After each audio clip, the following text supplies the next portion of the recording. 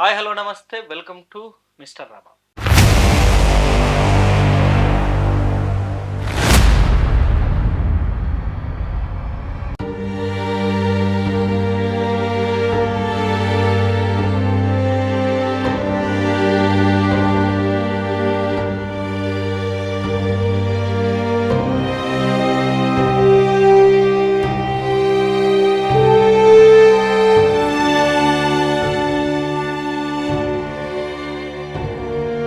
మొత్తానికి ఈ కేరళకి సంబంధించిన రీసెంట్ ఇన్సిడెంట్ ఏదైతే ఉందో బస్సులో ఆ అమ్మాయి తీసిన ఒక వీడియోకి, ఎవరు ఈ ముస్తఫా అనే అమ్మాయి తీసిన ఒక వీడియోకి, ఒక పనికి మాలిన పనికి దీపక్ అనే ఒక అమాయకుడు బలైపోయాడు. నిజంగా ఈ ముస్తఫా లాంటి వాళ్ళని మనం ఎందుకని ఇంకా ఉపేక్షించాలి, ఎందుకని మనం కఠినంగా శిక్షించకూడదు, ఇంకా ఎందుకని మనం జైల్లో పెట్టి మేపాలి అలాంటి వాళ్ళని.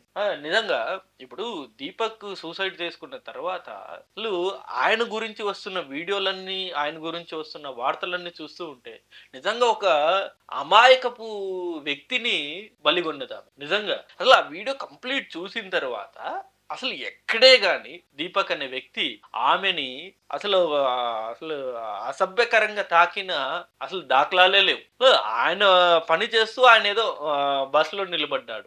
ఈమెనే కావాల్సినగా దగ్గరికెళ్ళి మరి ఓ మనోడు తాకేలాగా ఈమెనే దగ్గరికెళ్ళి మరి ఆ వీడియో చేసి, అంటే జస్ట్ ఏం లేదు, ఇక్కడ సింపుల్ ఫండా. ఆ వీడియో వైరల్ అయితే వ్యూస్ వస్తాయి, ఫాలోవర్స్ పెరుగుతారు. వ్యూస్ వచ్చి ఫాలోవర్స్ పెరిగితే ఆమెకు డబ్బులు వస్తాయి. ఇది ఆమె పెట్టుకున్న టార్గెట్. సో ఇంత నీచపు ఆలోచనకి నిజంగా ఆయన బలైపోయాడు. ఇంత నీచానికి కేవలం వ్యూవర్స్ ఫాలోవర్స్ కోసం ఇంత నీచానికి ఎందుకు దిగజారాలి?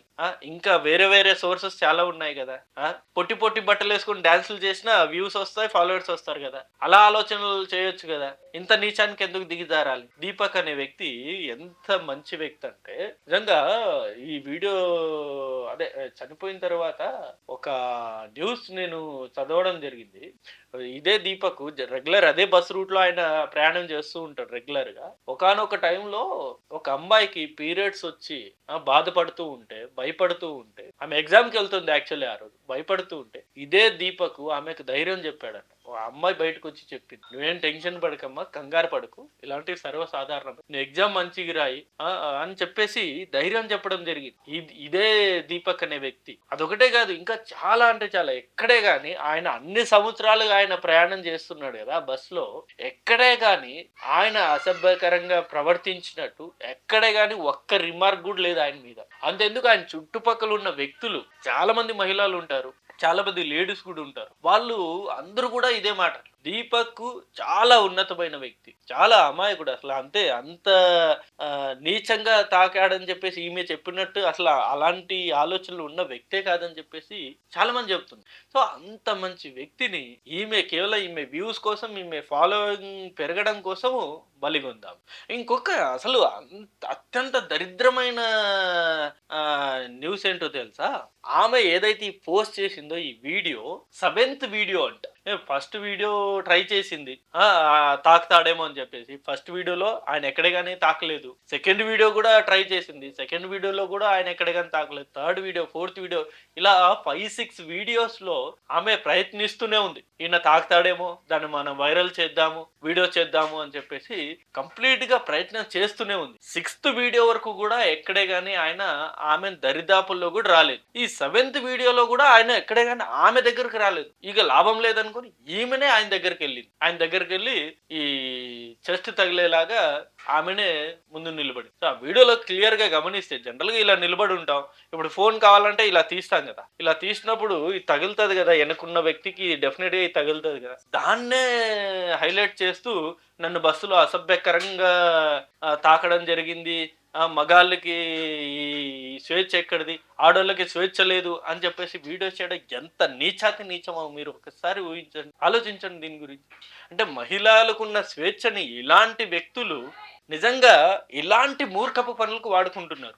ఓ పక్కేమో మహిళలకు అన్యాయం జరుగుతుంది, నిజంగా వాళ్ళకు చాలా అంటే చాలా చిత్రహింసలు చేస్తున్నారు మగవారు అని చెప్పేసి ఎన్నో సెక్షన్లు తీసుకొచ్చేసాం మనం మన భారత చట్టంలో. కానీ మగాళ్ళకు ఇలాంటి సంఘటన వచ్చినప్పుడు ఏ ఒక్క సెక్షన్ కూడా మగాళ్ళకు అనుకూలంగా ఉండవు. అంటే ఆడోళ్ళకి మాత్రమేనా రక్షణ? ఇప్పుడు ఇలాంటి ఘటన జరిగినప్పుడు ఇప్పుడు మగాళ్ళకి రక్షణ ఎవరు? మహిళలకు మాత్రమే మహిళా కమిషన్ ఉండాలా? ఇప్పుడు మగాళ్ళకి కూడా మహిళా కమిషన్ ఉండాలి గదా! ఇదే గనక నిజమై ఉంటే ఈ పాటికి దీపక్ అనే వ్యక్తి మహిళా కమిషన్ పిలిచి లేకపోతే జైలుకి పంపించో ఇంకెంత పెద్ద రచ్చ జరిగేది ఆయన బ్రతికుంటే. ఒకసారి జస్ట్ ఊహించుకోండి. సో, ఒకసారి అంటే మహిళలకున్న హక్కుల్ని, స్వేచ్ఛని కొందరు ఇలాంటి ముస్తఫా లాంటి నీచమైన వ్యక్తులు ఈ విధంగా మార్చేస్తున్నారు. వాళ్ళకి అనుకూలంగా టార్గెటెడ్‌గా వాళ్ళు వర్క్ చేస్తున్నారు. అంటే ఇప్పుడు ఫస్ట్ సారి, సెకండ్ సారి, థర్డ్ సారి, సెవెంత్ టైమ్ వరకు గూడా ఆయన ఆమెను కనీసం దగ్గరకు గూడా రానీయలేదు.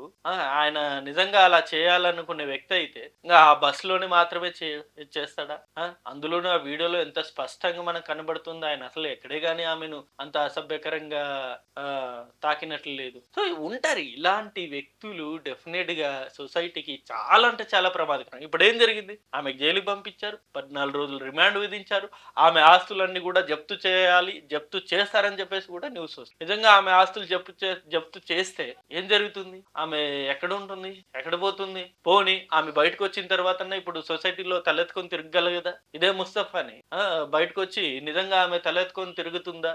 నిజంగా ఆమె వీడియో చేస్తున్నప్పుడు నాకింకా ఆశ్చర్యం ఏంటంటే, ఆమె వీడియో చేస్తున్నప్పుడు ఓపెన్ ఫేస్ పెట్టింది. ఇంత క్లారిటీగా ఇట్లా సెల్ఫీ వీడియో చేస్తూ ఆమె ఫేస్ క్లియర్‌గా కనబడేలాగా వీడియో చేసింది. ఎప్పుడైతే ఆమె మీద కేస్ ఫైల్ అయిందో ఖతం ఇక మొత్తం మాస్క్ ఏసుకొని తిరుగుతుంది. జీవితాంతం మాస్క్ ఏసుకొని తిరగాలి ఆమె ఇక. ఆమె చేసిన ఈ దరిద్రపు పని. అంతే కదా మరి.